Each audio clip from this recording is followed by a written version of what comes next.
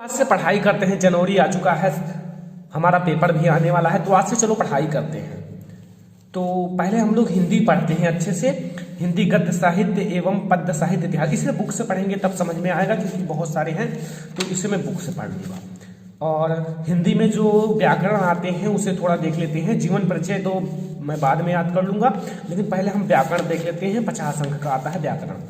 तो प्रत्यय पढ़ते हैं। प्रत्यय आई, चतुराई, चौड़ाई, लंबाई, मोटाई, ऊंचाई, ये तो श्रवण सर बहुत अच्छे से पढ़ाए हैं, श्रवण सर के चैनल पर देख लेंगे। और देख लेते हैं थोड़ा सा। हाँ, ये निबंध, निबंध भी बहुत अच्छे से पढ़ाया गया है, तो निबंध मैं और तैयार कर लूँगा। तो निबंध हम तैयार कर लेंगे। फिर यहाँ कोई खंड काव्य तैयार कर लेते हैं, खंड काव्य तैयार कर लेते हैं। चलो, जो हमेशा आया है, देखें कौन सा खंड काव्य इम्पोर्टेंट है, कौन सा याद करें, कौन सा याद करें। चलो ज्योति जवाहर याद कर लेते हैं। ज्योति जवाहर खंड काव्य, श्री देवी प्रसाद शुक्ल राही द्वारा रचित ज्योति जवाहर नामक खंड काव्य की कथा घटना प्रधान न होकर भाव प्रधान है। इसे मैं लिखकर याद करूंगा कॉपी पेन में। अभी मैं देख लेता हूँ जो मुझे पढ़ना है, जो पढ़ाई किया जा सके। यहाँ मैं थोड़ा सा जीवन परिचय देख लेता हूँ। आचार्य रामचंद्र शुक्ल बहुत इंपॉर्टेंट है, इसको मैं देख लेता हूँ। हिंदी की प्रतिभापन समीक्षक एवं युग प्रवर्तक साहित्यकार। चलो, जब हिंदी का 10 दिन पेपर बचेगा तब पढ़ूंगा। हिंदी बहुत इजी है, 10 दिन पेपर बचेगा तब पढ़ लूंगा। 15 दिन बस बहुत हो जाएगा, हिंदी में अच्छे मार्क आ जाएंगे। 10-15 दिन बचेंगे तब पढ़ लेंगे, ठीक है। चलो दूसरा सब्जेक्ट पढ़ते हैं। चलो सामाजिक विज्ञान पढ़ लेते हैं, बहुत दिन हो गया नहीं पढ़ा। सामाजिक विज्ञान, हाँ, फ्रांस की क्रांति। फ्रांस की क्रांति बहुत इंपॉर्टेंट है, लेकिन इतना लंबा फ्रांस की क्रांति हम कैसे याद करें, बहुत लंबा है फ्रांस की क्रांति। अब हम क्या करें, दिमाग काम नहीं कर रहा है यार। चलो दूसरा पार्ट देखते हैं, जो सबसे ज़्यादा इम्पोर्टेंट है। इसका सबसे ज़्यादा इम्पोर्टेंट, हाँ, इसे मानचित्र को तो बाद में दर्शा लूँगा, पेपर नजदीक आएगा तब मानचित्र दर्शाना सीख लूँगा, ठीक है। मानचित्र तो बाद में सीखेंगे। अब इसका मैं विद्या लाऊँ तब पढ़ूँ कि अभी बुक तो इतना मोटी है, पेपर भी आने वाला है यार, कितना पढ़ूँ इसको, बहुत ज़्यादा मोटी है, इसमें से मैं कितना पढ़ूँगा। चलो इसका विद्या लाएंगे तब पढ़ेंगे, क्योंकि ये इतनी मोटी बुक में पेपर भी आने वाला है, कैसे पढ़ूँ। अभी तक मैंने पढ़ा नहीं, केवल मनोरंजन किया है, दोस्तों के साथ घूमा टहला है यार, इसको मैं कैसे पढ़ूँ। तो फिर चलो दूसरा सब्जेक्ट पढ़ लेते हैं, साइंस। साइंस को पढ़ लेते हैं। साइंस को मैंने 3 चैप्टर पढ़ा भी था, तीसरा चैप्टर पढ़ लिया था। तीसरा चैप्टर तो मैंने पढ़ लिया था, देखिए थोड़ा सा तीसरा चैप्टर, हाँ, धातु एवं आधातु। धातु एवं आधातु, हाँ, इसे तो मैंने पढ़ लिया था। चलो इसके क्वेश्चन देखते हैं यार। हाँ चलो, प्लेटिनम, सोना एवं चांदी का उपयोग आभूषण बनाने के लिए क्यों किया जाता है। अरे यार, मैंने तो इसे पढ़ा था, ये तो भूल गया।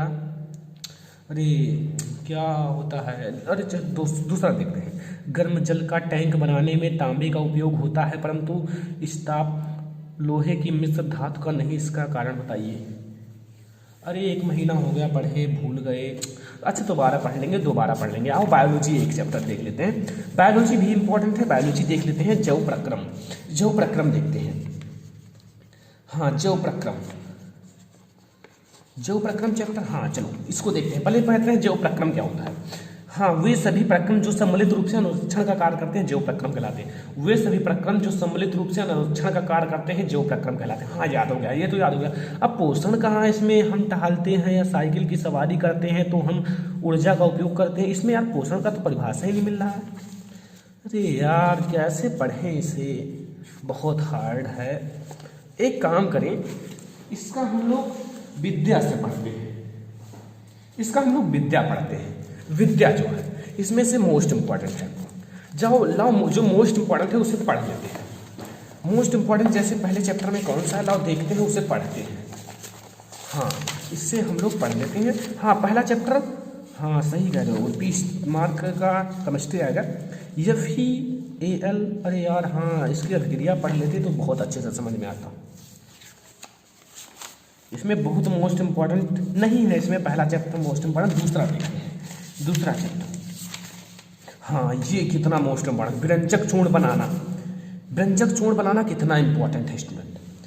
अब इसे हम पढ़ेंगे। अब बुक लाएंगे और कॉपी और पेन, तब लिखकर इसे पढ़ेंगे। ब्लीचिंग पाउडर का रासायनिक नाम कैल्शियम ऑक्सीक्लोराइड या अणुभार CaOCl2 होता है। हाँ सही है।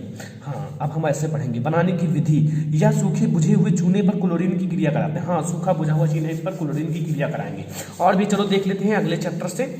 हाँ, चैप्टर नंबर ये, और तेरी बहुत इंपॉर्टेंट है, ये देखो कितना इंपॉर्टेंट है ये। एथिलीन, यहाँ देखो, किण्वन द्वारा एथेनॉल के निर्माण पर संक्षिप्त टिप्पणी कीजिए। अरे भाई, इतना बड़ा है, उतना इम्पोर्टेंट है, कैसे याद करें? अरे भाई बहुत है। अच्छा चलो बायोलॉजी देख लेते हैं, बायोलॉजी भी नहीं पढ़े हैं, थोड़ा सा देख लेते हैं। हाँ, मेंडल का लव, मेंडल का नियम देख लेते हैं, जो 2 नियम दिए थे, एक संकर संकरण, द्विसंकर। हाँ, ये द्विसंकर संकरण देख लेते हैं। डबल हाइब्रिड क्रॉस, हाँ ये तो मिल ही नहीं रहा है, बुक मैंने खोला नहीं, अब कहाँ है? चलो दूसरा टॉपिक पढ़ते हैं। ये हाँ, मेंडल का स्वतंत्र अभिवन का नियम, द्विसंकरण। हाँ, रहने दो, दूसरा सब्जेक्ट पढ़ते हैं। ये भी बहुत हार्ड है, बाद में पढ़ेंगे। थोड़ा ना इंग्लिश पढ़ लेते हैं, इंग्लिश भी बहुत इंपॉर्टेंट है हम लोगों के लिए। इंग्लिश में ना ये कितना इंपॉर्टेंट है, लाओ देख लेते हैं। When Edison went on taking question in the class the teacher thought that, हाँ, he was stupid and naughty.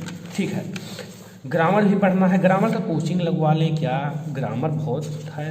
हाँ, आप कोचिंग लगवाएंगे तो फिर, हाँ, तो ऐसे हमें सब्जेक्ट पढ़ना है। तो बहुत सारे स्टूडेंट ऐसे भी हैं, बहुत सारे स्टूडेंट ऐसे भी हैं कि सब्जेक्ट को हमेशा बदलते हैं। कभी हिंदी पढ़ेंगे, कभी इंग्लिश पढ़ेंगे, कभी मैथ पढ़ेंगे, कभी सोशल साइंस पढ़ेंगे, कभी साइंस पढ़ेंगे। ऐसे स्टूडेंट वो कभी नहीं सफल होंगे। देखो स्टूडेंट, आपको करना क्या है कि आपका देखो फरवरी में पेपर होने वाला है, यूपी में तो अप्रैल में होगा। तो स्टूडेंट, अब आप लोग एक काम कीजिए कि आपके पास एक दिन में 24 घंटे होते हैं, 24 घंटा। अब 24 घंटे में मैं केवल आपसे, अगर आप लोग स्थिर मन से पढ़ो, आपका मन इधर उधर ज्यादा दौड़े ना, तो आप केवल 8 घंटा स्टडी करो लगातार। जैसे आप आराम भी बीच में ले सकते हो। 8 घंटा स्टडी करके बहुत ही अच्छा मार्क अचीव कर सकते हो 24 घंटे में। 24 घंटे दिन में 8 घंटा आप स्टडी करो, ठीक है। और अभी से जनवरी चल रहा है, जनवरी आने वाला है कल से, तो आप लोग क्या कीजिए कि अभी से अपना सभी सब्जेक्ट का टाइम टेबल जरूर बना लो। अगर बिना टाइम टेबल के पढ़ोगे तो नहीं सक्सेस होगे। और मैं ये भी बता रहा हूं कि आपको कोई जरूरी नहीं है कि सुबह 4 ही बजे उठो, सुबह 4 ही बजे, ठीक है। आपको जब स्टडी करने का इच्छा कहे, दोपहर में भी पढ़ सकते हो, सुबह भी पढ़ सकते हो, शाम को भी पढ़ सकते हो, कोई दिक्कत नहीं है स्टूडेंट, ठीक है। आप जब मन है तब पढ़ो। आपको ये जरूरी नहीं है कि आप सुबह उठ नहीं पाते हो, ठीक है, जबरदस्ती उठते हो, ऐसी बात नहीं है, ठीक है। देखो, आप सुबह उठो या बाद में उसी चीज को मतलब पूर्ण करो, आपको 8 घंटे स्टडी अच्छे से करना होगा, ठीक है। मैं भी बहुत सारा टाइम टेबल बनाता था, ठीक है। मैं भी क्लास 10 या 12th में था तो बहुत ही ज्यादा टाइम टेबल बनाता था कि सुबह 4 बजे उठूंगा, शाम को 10 बजे तक पढ़ूंगा, 11 बजे तक।